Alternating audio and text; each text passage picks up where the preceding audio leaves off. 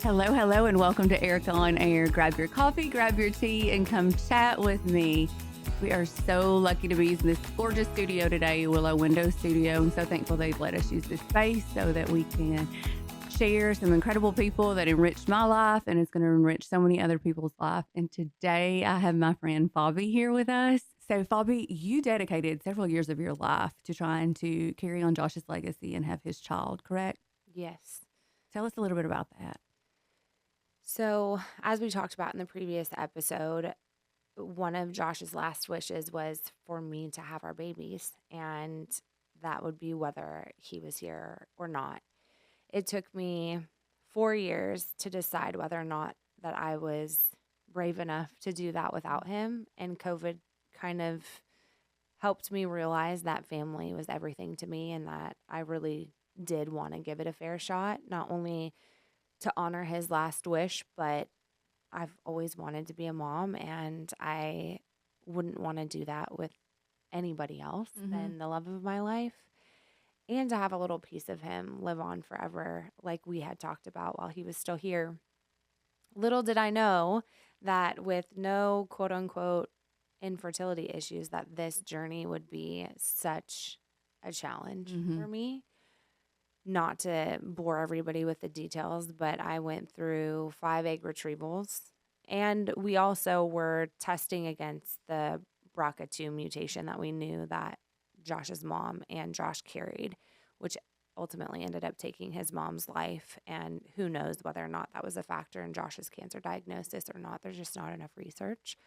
But I knew if I was going to bring a child into this world, specifically with our genetics, I wanted to avoid carrying that specific gene on into our child, which made the process extremely challenging. There's a 50-50 chance whether every embryo we created would have or would not have that mutation. So 5 egg retrievals later, we had 3 perfectly healthy embryos that did not have that genetic mutation. We transferred 2 of them at my clinic in Colorado, and they both failed.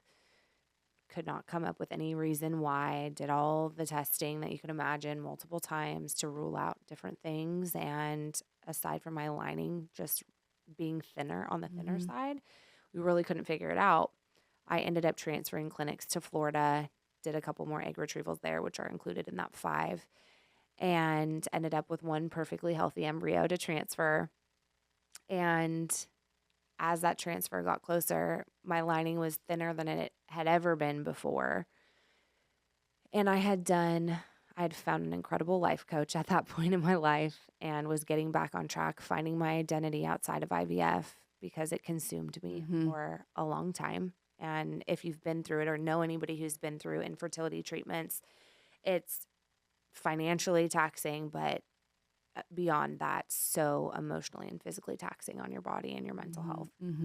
And so leading up to that transfer, when I found out that information that my lining was thinner than it had ever been, knowing that it's already thin, like borderline, not the best idea to transfer, I just told my doctor, I don't feel good about it. It took me 3 egg retrievals to get this perfectly healthy embryo, which is extremely painful and expensive. I don't want to just... And you were flying to Florida every time for these checkups and to find out. Oh, running myself ragged. I just do it in one day. Fly there, go to the doctor, and fly back. Yep. Yeah, a lot of times alone. And I just knew in my gut, I'm like, you know what? This isn't the right time. But in the past, I would have pushed. I would have been like... You think because you knew it was the last one, too, you wanted to make sure you had all the odds on your side? Yeah. That and just being in a mentally healthy place and not having it be this big fantasy that I had all my eggs in that basket. Like if this happens, when this happens, like everything's going to be perfect. And taking the weight off of it and really seeing it as what it is.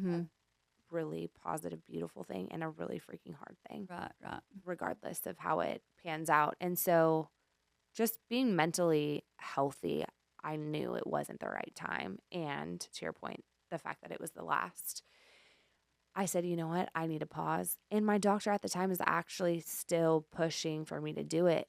And that was He was so invested in the story, I'm sure. yes, and that was never the case in the past. It was always me like, no, I've got to make this happen. Like, Mm-hmm. this is meant to be. We made it this far. We've got to just, keep going. Mm-hmm. And this time it was just different. I'm like, no, I got to pause. I've got to pause. My body is not ready for this. It doesn't no, my lining's too thin. I know this has failed in the past. I'm not setting myself up for failure again. Paused, made that really hard decision because trust me, that was not a light decision to make after going through these drugs that you're on are like $10,000+ to get you Ready prepared for your that. transfer just to have it be canceled. I mean, it's emotionally devastating to get to that point and have to cancel. But I did, and I was at peace with it. And sure enough, that transfer was supposed to be January 25th. A month to the day later, February 25th, I was set up on a blind date with Your now husband. my now husband, Kyle. And life gets fun. Oh my gosh. And life gets so fun. And everything that I knew God had in store for me was starting to come to fruition.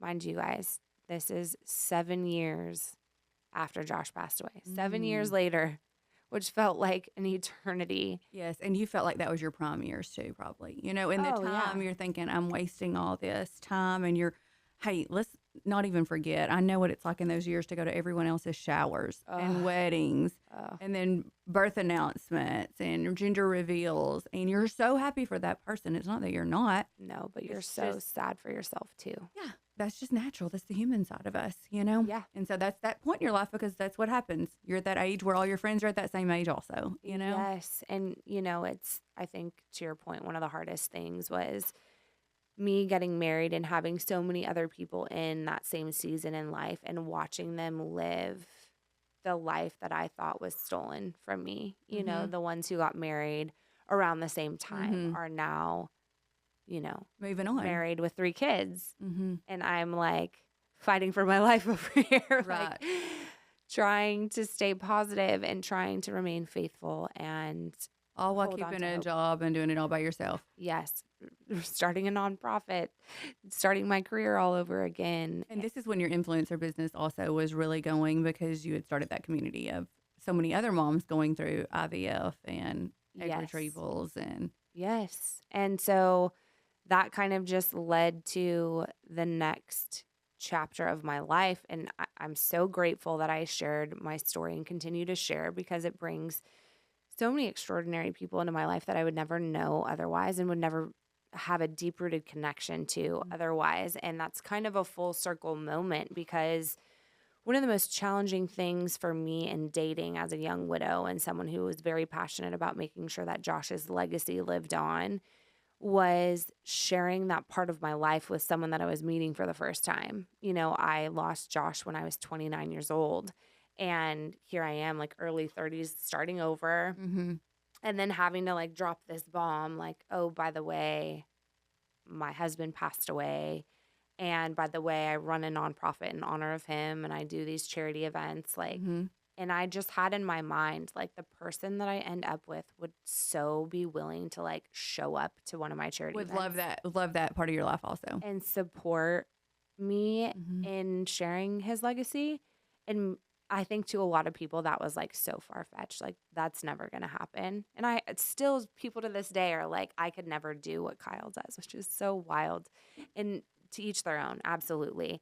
But all that to say, when I met Kyle and got set up on this blind date, it was a girl in our industry. She's an injector and she happened to be friends with Kyle and they're in the same Bible study group and they were going through the meaning of marriage. And I kid you not, I prayed so hard for a God-fearing man who could just have a heart big enough to accept me and Josh as a package deal.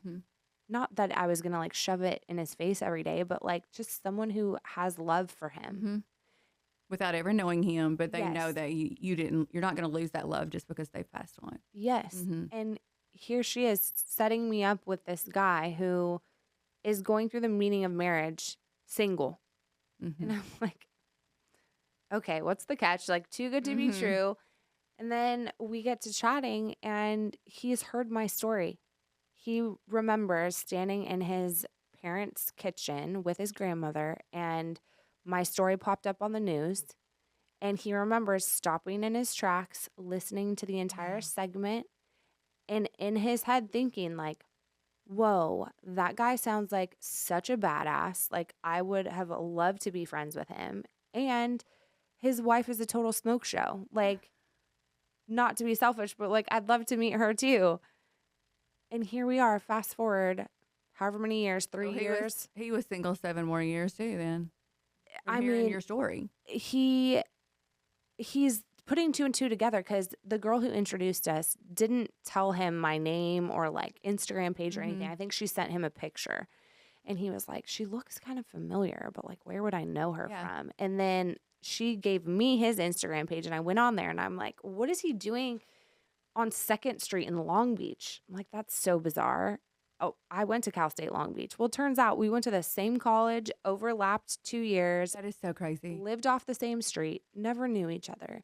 And now you're back in Tennessee together. He had an ex-fiance that brought him to Nashville. I have my late husband who brought me to Nashville, and it took both of our former significant others to get us there, just for us to 7 years later, in my case, meet on a blind date by some girl who doesn't even know me. We just work in the same industry. It was like this amazing women's summit, and she had a booth there and was talking to me about cool sculpting. I was like, oh my gosh, don't waste that on me. I work for the company. And here we are. And I think what changed everything for me when it came to Kyle was, number one, I didn't have any expectations. He was a good guy. Like, I knew that from day one, but he already knew my story. Like, I didn't have to go back and reshare all of that. He already knew it. He already accepted it, which is why he agreed to go on a date with me to begin with. We both were like, I don't even know if I'm ready to date. He didn't know if he was ready to date. And we're just like, well, worst case scenario, we'll just be best friends. Yeah, exactly. We'll just be really good friends and support each other in the next chapter of our lives. I mean, I explained to him about IVF, which he already knew a piece of that from the segment. And I told him, I'm like, I just canceled my last transfer. And this is also when I knew, like, this guy is just different. He has a younger brother, Tanner, who is a pilot. And I told him I was going to Columbia in New York to get a third opinion for IVF. And they were going to check. They were going to do a procedure just to check and rule anything out for my future transfer. And he was like, he knew me for 5 minutes. And he was like, are you sure you don't want me to fly out there with you just to be there so you don't have to go alone? And I'm like, oh my gosh, you're like the sweetest guy ever. I'm like, my best friend Alexis is going to come with me, but I so appreciate the offer. He's like, I fly super cheap because my brother is a pilot. I'm like, this guy's just different. And all throughout, compassionate. He was compassionate from the beginning. So compassionate. Like the biggest heart out of anyone that I've ever known. And he just told me, he was like, I don't want you to put a pause on this chapter of your life just because of me. And after date number 4, the first 3 dates, I was kind of like, this guy is amazing. I love him. I want to do whatever I can in his life to be a positive influence. And I hope that he finds love because he is so deserving. And it wasn't until date 4 that I was like, oh no, like this is for me. I'm like, this is my person. This is the person I've been praying so hard for. And it's just so ironic because one of our first conversations, he asked how he could pray for me. And I was thinking, is that just like a line? You know, is he too godly for me? And I'm like, Fabi, you've been praying for a godly man for 7 years and he shows up and now he's too godly. Like, don't sabotage this. So date number 4 was a risky one, but I was definitely he was worth taking the risk. And it was driving to Atlanta to go to a Braves game, which was, of course, Josh's favorite team. Baseball was our thing. We started our MLB bucket list. I didn't mention this in the first one, but the first 2 years after Josh died, I threw myself into one role, and that was being on a plane and going to every single baseball stadium so that I could complete the bucket list in his honor. And so I did. I had 13 under my belt when he passed. We had 9 together. I had a few before him. And then there's 30. So I did the rest in 2 seasons. And going back was this weird full circle moment of like me introducing Kyle to this past world, but like opening the door to a whole new chapter. So whose idea was the Braves game? Well, I knew he loved baseball, and it was my birthday, and I had just had to. I was in California. We were both traveling a lot when we had first met, so it was like a lot of planning for us to connect Together. Yes, and so I was like, opening day is soon, and Atlanta's so close, and I was like, hey, what are your thoughts on going to opening day for the Braves? And they're playing the Padres, and he was like, I love that idea, and I'm like, okay, the fact that he's game, I love this. Mm-hmm. I was like, I'll get the tickets, you get the hotel. And he was like, perfect. Because we could have done it in a round trip thing. It would have been way too long and exhausting. So we did this the whole drive out there. I mean, you could imagine how bad this could have backfired if like we weren't for each other. Right. You have like a 3-hour plus drive, then a whole game, then a sleepover, and then you wake up the next day and have the whole drive back. Right. I'm like, oh gosh, I really hope this works out. And so we did that. And first of all, the Padres won. Morgan Wallen's 98 Braves. Did I just say the Padres won? Yes. The Braves won. Shame on me. The Braves won, and Morgan Wallen's 98 Braves song had just come out. So we were just like having the time of our life. Mm-hmm. And we went bar hopping after the game, after some recommendations from some people that we met. And this is the weirdest thing, Erica. So we were standing in line at PBR, which is like the big crazy bar that everyone goes to after the game, which is not really our speed. We're more like dive bar people, but we're like, we got to check it out. So we were standing in line to go into this bar, and there was this older man in front of us, and I was asking him, like, hey, are there any dive bars around here, like walking distance? And he was like, oh, just come on in, come sit next to me, and we can chat about it. And Kyle's like, no, we don't really want to hang out with you. We just were wondering. Yeah. And so then that led to, like, us introducing ourselves to this man, and the man goes, yeah, my name's so-and-so, and I can't remember what his name was. And then I tell him my name, Fabi, obviously is not a common name. He repeats it, no problem. He's like, oh, Fabi, it's so great to meet you. And Kyle's like, yeah, I'm Kyle. And he's like, Josh, it's so good to meet you. And Kyle's like looking at me like, no, it's Kyle. And he was like, yeah, Josh, it's so good. It's so great to meet you. He repeats his name, like Kyle and Josh sound nothing alike. And it didn't really dawn on Kyle, like, what was happening. Like, he didn't put 2 and 2 together. And I was just standing there like, this is Josh telling me, like, this is the person that you've been praying for. We walk into the bar. We take a shot of tequila in honor of Josh. And 98 Braves comes on the radio or the loudspeaker. And I'm just like beside myself. Like, this can't be real. Then we move on to the next place. We start playing cornhole, which one thing that you don't know about me probably is that I'm very competitive when it comes to sports, and I really love cornhole. So we're playing cornhole. We beat everybody, and everyone's like, oh my gosh, you guys, how long have you been together? You're like the best. Like, you guys need to get married, or, you know, just all these compliments. And we're like, no, this is like our 4th date. And remind me, because this is also an important part of the story, there's a bartender at our hotel. Just remind me that at the end of this. And so that bar closes, and we're like going back to our hotel room, which is walking distance. And there's this music that we hear that's kind of like divey. It's like a single artist singing. And I'm like, I think this is a dive bar. Like, I think that they're still open. We should check it out. Okay, so I don't drink. So tell me, what is the dive bar? What's the difference? Oh my gosh, it's like peanut shells on the ground, like small, okay, like that's what I'm picturing. Hole in the wall. Okay, so more like local musicians playing and stuff, instead of like a big DJ and everything. Totally. Okay, like smaller, just less chaotic, but just like you could wear whatever, you know, just Nashville, pretty much, like not on Broadway, anything outside of that. And so we go into this little bar. Same thing. There's people there like taking bets on how long we've known each other. And I'm like, this is so bizarre. So we're there for like 10, 15 minutes, getting ready to head out, go back to sleep.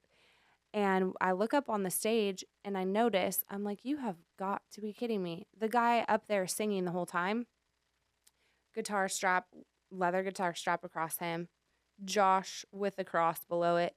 This dude's name is Josh, and he's just up there singing away. I'm like, if there wasn't another sign, like, And you love signs. oh, signs are everything. It's how I got through the first Mhm. 7 years of. I know that about you from other stuff too. Like Yes, I was telling you, on my way here, a cardinal flew across my neighborhood in front of my car, headed out to Cokeville, where we are right now, which is a little over an hour away from me. There's an eagle truck on the highway right next to me. Eagles are everything. You'll find that out too. And then, the big cross that sits up on the hill over here. And I prayed last night, like, God, just shine through me during this podcast, because this is all you, Mhm. this, and we always want to bring it back to him, because it's the most important part. Well, that's what we're here for. Mm-hmm. That's what we're here for. And of course, this whole building is like everything that you would hope it would be if you know Erica. Like, everything goes back to God. And it was that after the cornhole game, actually before the Josh guitar strap, I accidentally told Kyle I loved him.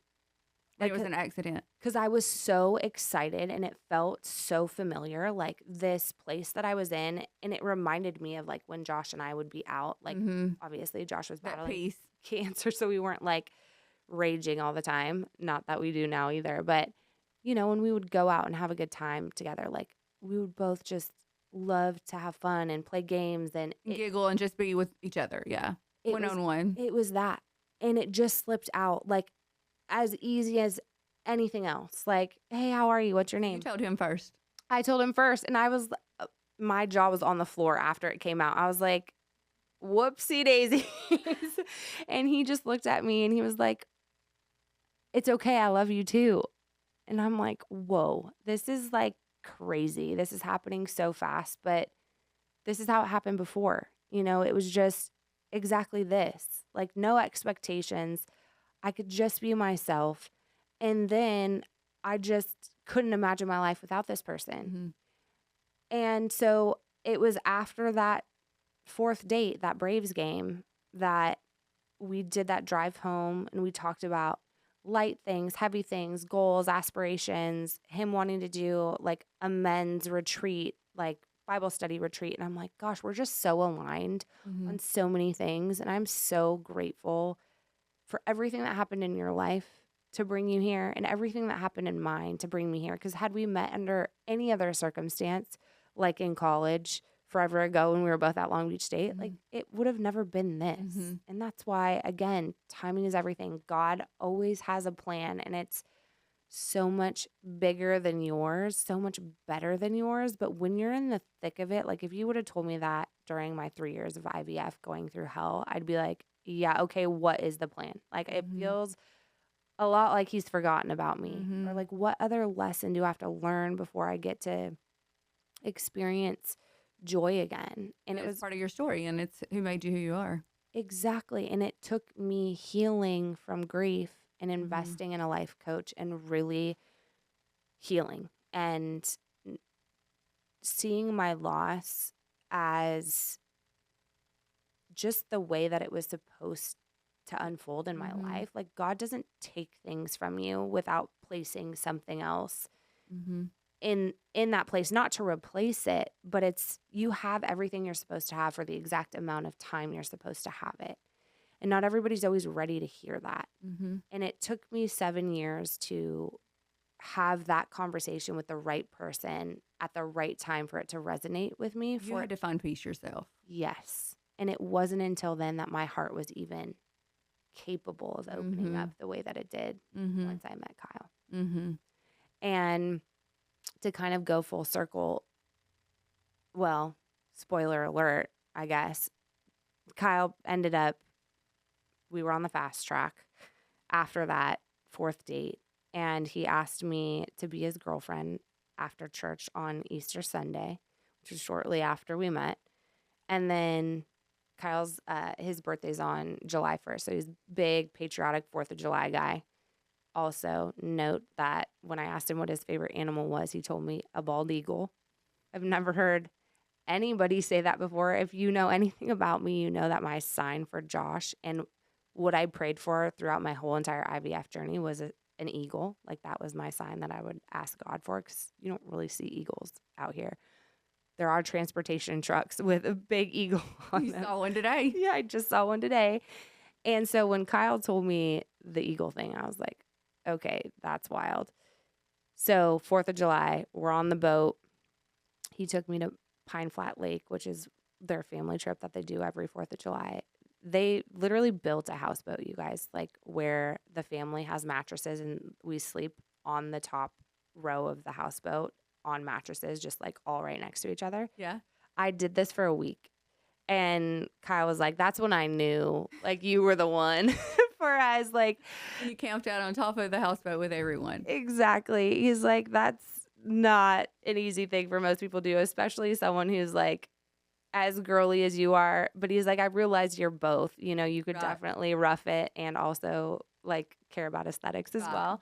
I'm like, yes, I learned a lot on that trip and loved every second of it. And he secretly proposed on the 4th of July on the back of that boat without a ring.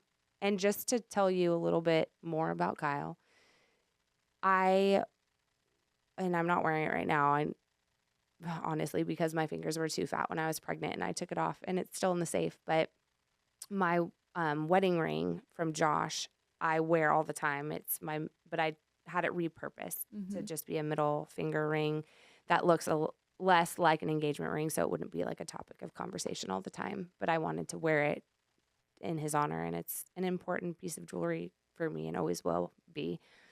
And so Kyle proposes without a ring. And then right after that is like, can we just use Josh's like as a placeholder until I get you one? Like it's in the works. I just like didn't expect to. He just decided to do it then. Yeah. He just was like, it feels right. And I'm looking at him like, don't say this unless you really mean it. Like, is this for real? And he's like, yes, this is for real. Like, I have never been more sure. We get back on the houseboat with his parents. He tells his parents, and I'm like, oh my gosh, this is crazy. Like, this is really happening.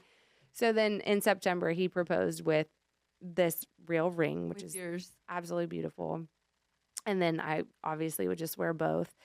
And he just, like, that's just who he is. Like, that was not weird to him at all. Like, maybe that would be weird to other guys or other people would be like, well, that's a bizarre thing to ask. And it was like the most touching thing ever. And he's just always said, like, I just wish I knew Josh. Like, I can't wait to meet him one day. He seems like the most amazing man. And like, it's weird, but I feel like I know him. Like, it's not intimidating to him because he loves you so much. He loves Josh. Yes. And he knows. And someone said it so well when I was in the like thick of grieving. They're like, you are who you are because of your experience with Josh. So anybody who loves you now has him to thank. Mm-hmm.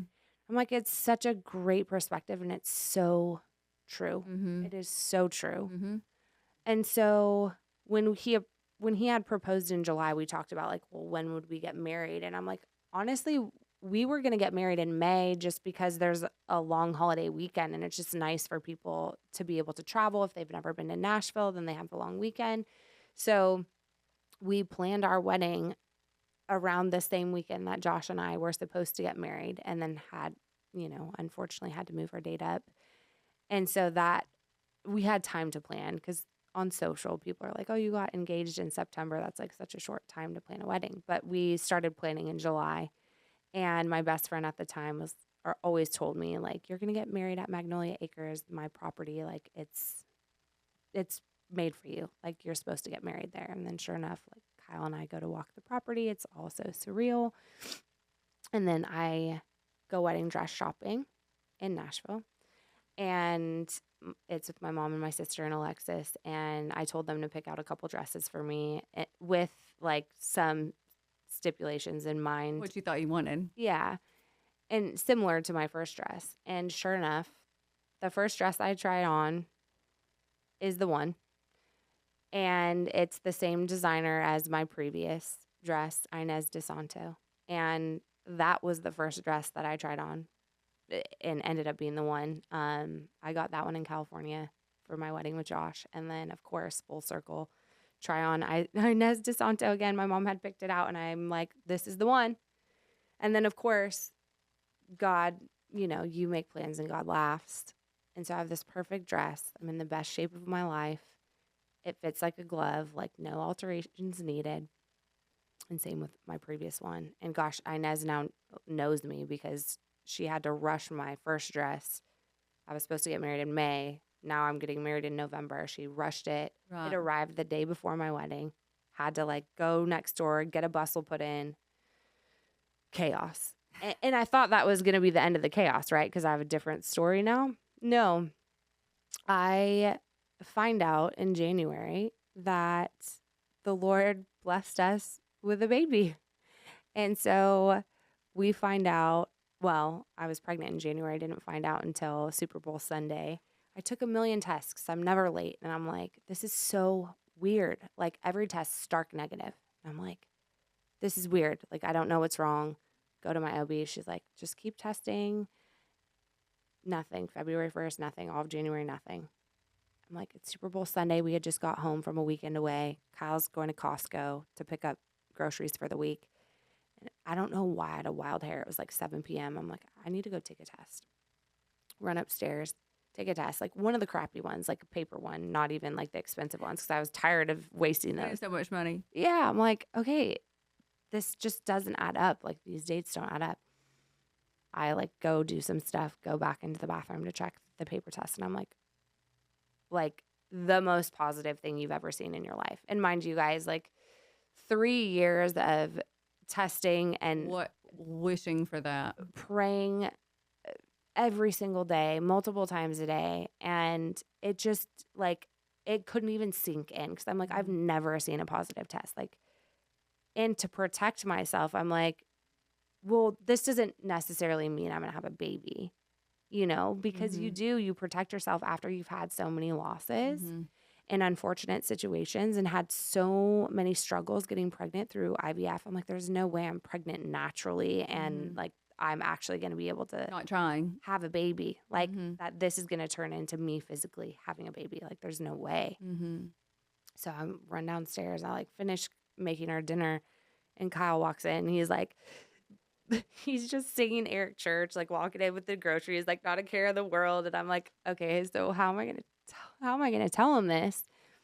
And so I'm just cooking. I have a camera set up and second load comes in and he's like, is everything okay? And I'm like, no. Because you're probably being quiet. I'm being so weird. Yeah. And he knows that I'm being weird. And I'm like, oh my God, I don't even know what to do. And I walk him around the corner to where the test is sitting. And he's like, are you serious? We're pregnant? And I'm like, well, I mean, the test says we are, but we still have a long way to go to know whether or not this is true. And he's like, no, that's positive. That means we're pregnant. We're going back and forth. And then finally that night we have plans to go to my sister's for Super Bowl. They're huge Chiefs fans. And of course the Chiefs are in the Super Bowl and we have to not tell anybody. And so I'm being so weird. They're like, do you want a high noon? I'm like, no, I'm good. And then finally we plan to tell our family. I go to all these appointments to confirm, but I was so early it was so early, which is so weird. I still don't understand the timeline of all of that, how I could still be so early for how long I didn't have my period. But I now have my bachelorette party and I'm only 5 weeks, but I have to tell everybody because all the things that we had planned, I could no longer do. Right. You wouldn't need to change your plans. Yeah, massage, tubing, all these things. I'm like, okay, well, it's so outside of my comfort zone to share this news, not knowing that it's going to be a real thing.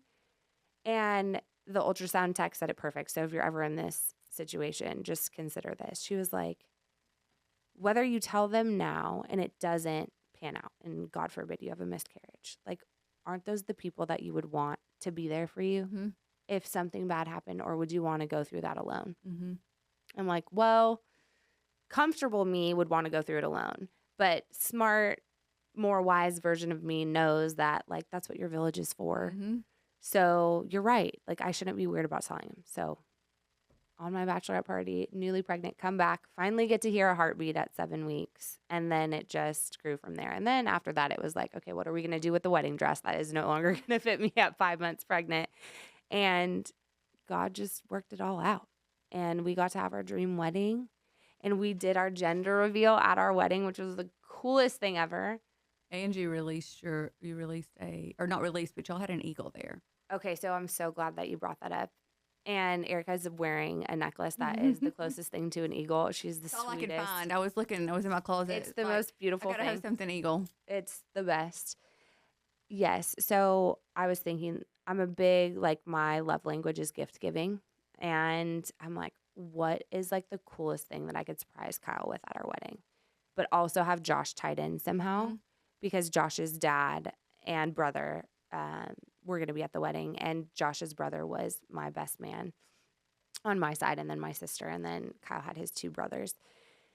And I'm like, what could I do? And I'm like, I know this is crazy, but I bet you it's a thing. I bet it exists. And I was like, we need an eagle. We need a live eagle at our wedding because like releasing butterflies is just too normal and like too girly, and it's just not it. I go searching around. There's a nonprofit in Tennessee Really? that you can rent an eagle. It's called the Challenger. And they use it more so at like sporting events, like where the eagle like eagles at sporting events flies over. So I call them and I'm like, I bet you've never done a wedding before. And I don't know how you feel about it, but like we have to have this eagle at our wedding. And so there was all these stipulations, like it can't do a flyover, but it can come before and like hang out for this amount of time. It's all donation based. And I was like, well, it's for a good cause. It's way out of my price range, but I will figure it out. And so we ended up having an eagle, a live eagle at our wedding, which was number one, to surprise Kyle with his very favorite animal that he's never seen up close and personal like that. Because it's the sign for Josh that I've always had to tie him in. And his dad helped me make this gift a possibility. We went in on it together. And then we decided to name our son, which we announced at our wedding that we were having a little baby boy. And that was to tie him in as well. So when he's old enough, we can look back. His name is Adler, and it means eagle in German, which is why we picked it. While I was going through IVF, one of my followers was like, you should name your baby Adler. It means eagle in German. And I'm like, I don't know. I saved it in my notes section of my phone. So when Kyle and I found out we were having a boy, I'm like, what about Adler? Yeah, I never knew that's what it meant. And he's like, that's such a cool name. I've never heard it. I'm like, well, your family's German, right? And he's like, yeah. Like, it means eagle in German. And he's like, what? He's like, that is the coolest thing ever. So we just went with it. That easy. Just, I know a lot of people struggle with naming their kids. For some reason, that was like the easiest thing that we've ever done. I'm like, okay, this is cool. So yeah, the bald eagle at our wedding was to tie all 3 of us together. And again, that's why it was so important for me to marry somebody who had the capacity to love Josh like that and not be threatened by him.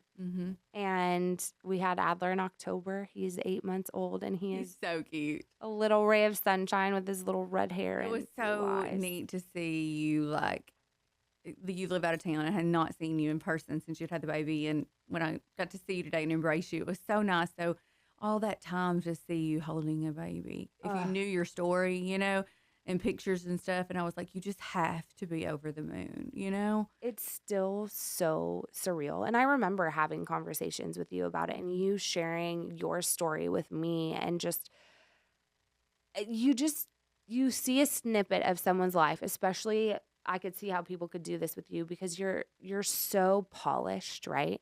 And you have this beautiful picture perfect family, but nobody knows that like what it took to get that, right?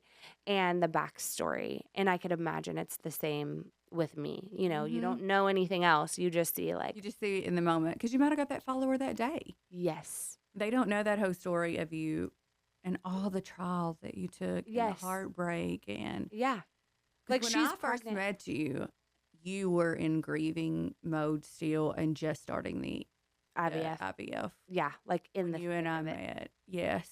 And that became your world for a few years. Oh yeah, it was my whole identity. Like I didn't know who I was outside of that.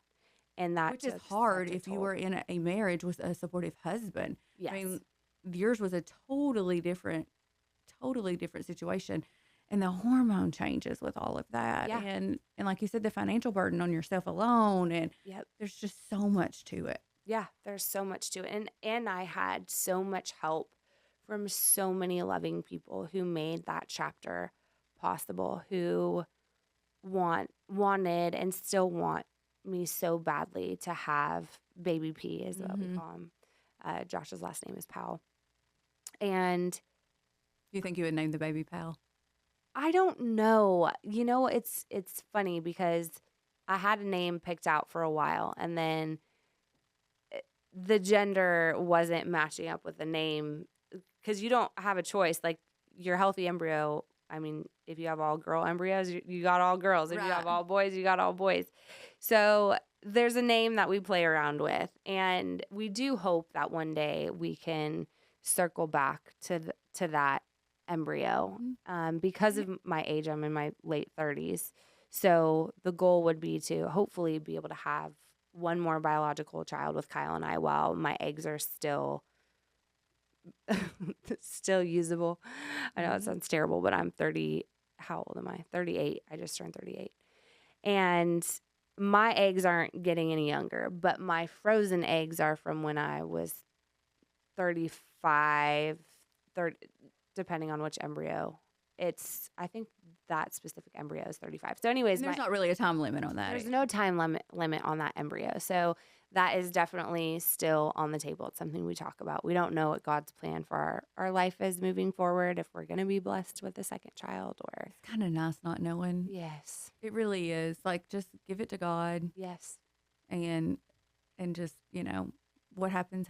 But I know you found the person that's going to help you make it come true if you want to. Absolutely. He is the greatest blessing of my life. I can't say enough amazing things about Kyle. If you follow me, you definitely see it. He's just a ray of sunshine. Our little boy is a copy and paste of him, his personality, his energy. You love his family. That's huge. Oh my gosh. You're still so close to Josh's family. Yes. And So we're going to Army Navy it's me, Kyle Adler, Josh's dad, and his girlfriend Mary.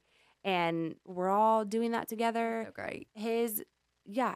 Kyle's family has met Josh's family. Like, you can't make it up. No. It's just something that we've all prayed about for so long, and God always delivers. It's just not in your time.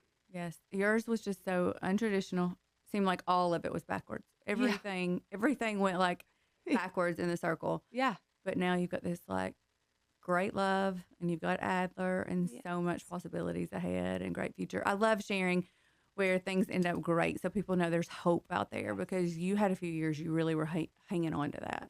That's all you had. And I was always worried about that, because I'm like, I don't want people to lose hope while I'm feeling a little bit hopeless, because I always knew that a life like this was possible on the other side of everything that I have been through.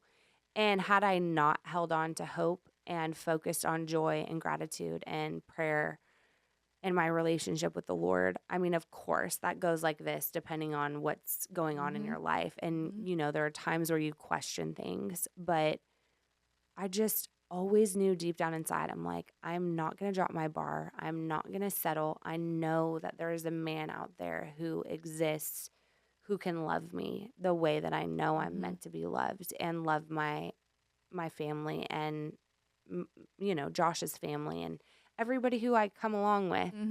And Kyle adores Zach, Josh's brother. He's thankful for the whole package that you brought. Oh my gosh. Yes. That's huge. Yeah. It's huge. And honestly, it's everything that I hoped and prayed for tenfold. Like, that's so cool. Way better than I could ever imagine. So cool. It's good to see you like this, because I haven't got to see you in person. I mean, I followed and we've messaged each other and everything, but I haven't got to see you in person since you were in some of the hardest of your times. I hope I feel lighter. I know that's something that a lot of people will say when they're around me. They're like, gosh, you just feel so light and so happy. And you feel so, I mean, you do. you are so happy you glow, but you didn't look bad before. You were gorgeous then, You're so and you sweet. didn't seem heavy. You still laughed all the time. I'm sure you didn't feel good, but you put on a good front if you weren't, because I never got that sense before either, even when you were going through your hardest times. Thank you. Not Thank you at for all. saying that. That's always a goal of mine because I watched Josh go through hell and back, and he always maintained such a positive, grateful attitude. And I learned that from him. And I'm Mm-hmm. like, I get to wake up today. And so many people don't get to, Mm-hmm. especially people like Josh who would give anything for one more chance at this. Have good health. Yeah, Mm-hmm. exactly. So life perspective was the most beautiful thing that I gained. And I try and honor his as much as I possibly can and just remind people, including myself, that we're just lucky to be here. You're exactly right. Thank you so much for sharing your story and Josh's and Kyle's and Adler. Thank you He's for just a having me. doll.